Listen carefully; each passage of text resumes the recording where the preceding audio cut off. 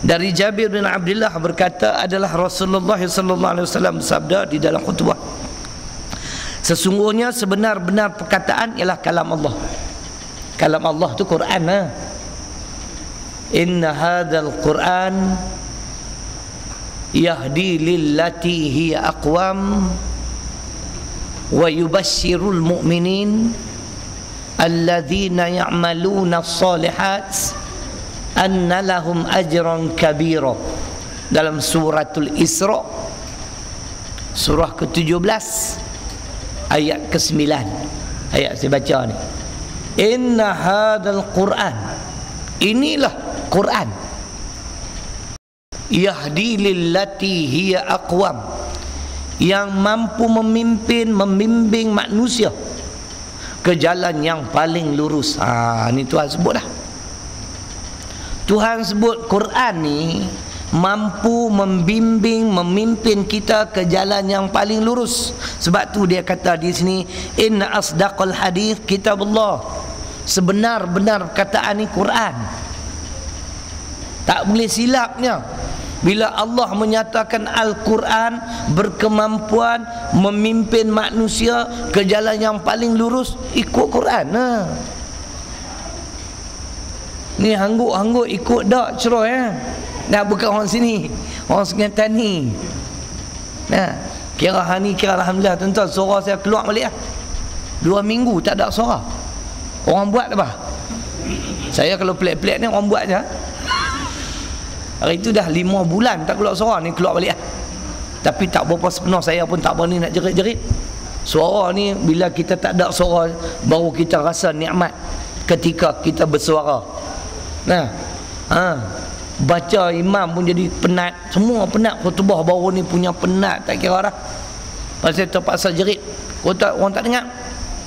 Ni kira okey lah. Saya rehat 3 hari. Rehat 3 hari baru ni mungkin dah tak bercakap. Korang bercakap. Bila bercakap pun tak mau jerit-jerit lah. Nak jerkah lah.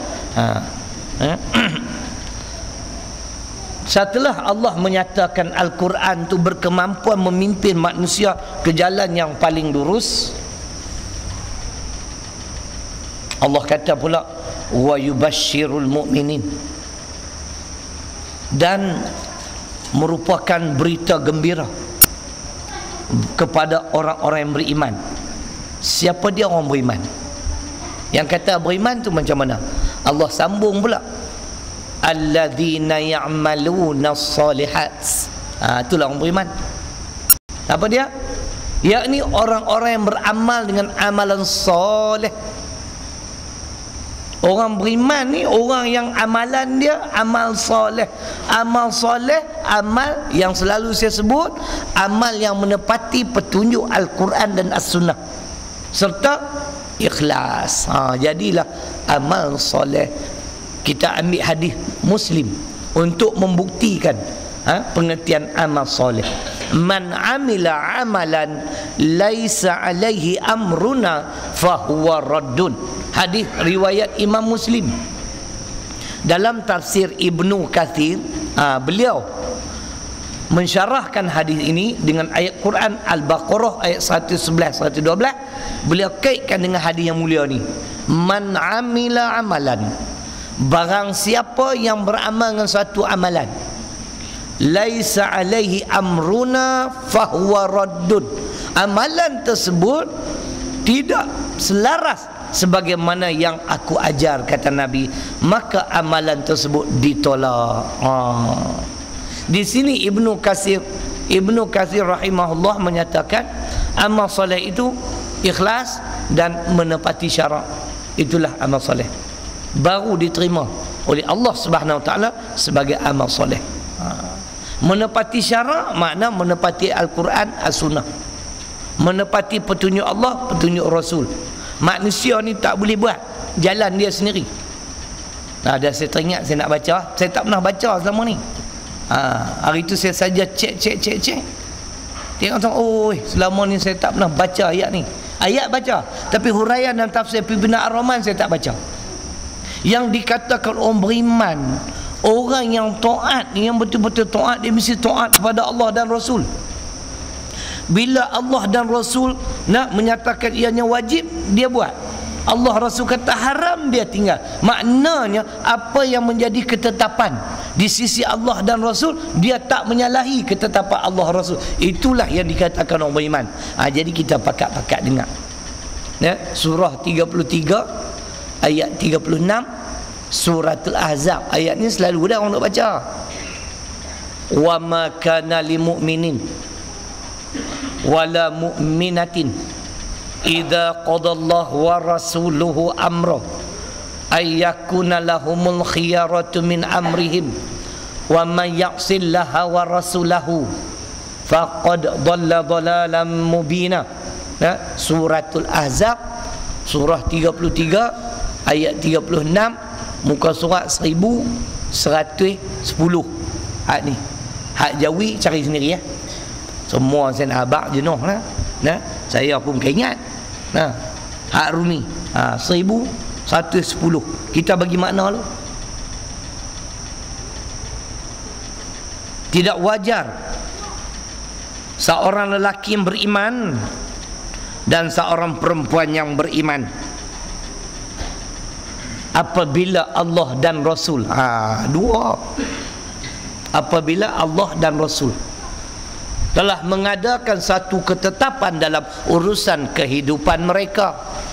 Allah Rasul kata semayang wajib, puasa wajib, haji wajib, zakat wajib, hudud pun wajib. Maka kita semua melaksanakan perintah ni. Dan apabila Allah Rasul kata judi haram, arak haram, walaupun kita rugi, negara rugi, pemimpin rugi, tak dapat hasil judi, tak dapat hasil arak, tak apa, dia haram, kita haramkan. Ni iman lah. Tu maksudnya. Sekali lagi kita dengar, apabila Allah dan Rasul telah mengadakan satu ketetapan dalam urusan kehidupan mereka, ada wajib, ada halal, ada haram, ada dosa, ada pahala. Semua ni ketetapan Allah dan Rasul, bukan ulama pandai-pandai buat. Ayyakuna lahumul khiyaratu min amrihim. Lalu mereka mencari yang lain. Itu dia.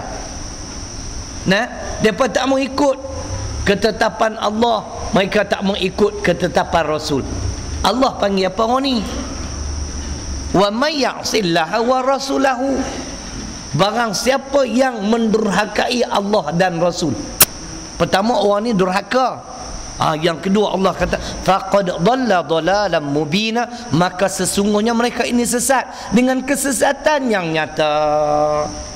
Allah kata wajib, dia tak mau buat. Allah kata haram, dia tak mau tinggal. Kita dengar ayat ni, bukan saya tafsir. Ni rujukan ya, tafsir pimpinan Ar-Rahman. Surah 33 ayat 36 surah Al-Ahzab, muka surat 1110. Dengar dah. Dengar betul-betul. Ayat ini menegaskan satu kaedah yang wajib dipatuhi oleh orang-orang mukmin dalam segala urusan hidupnya. Kan dia pun sebut ini satu kaedah.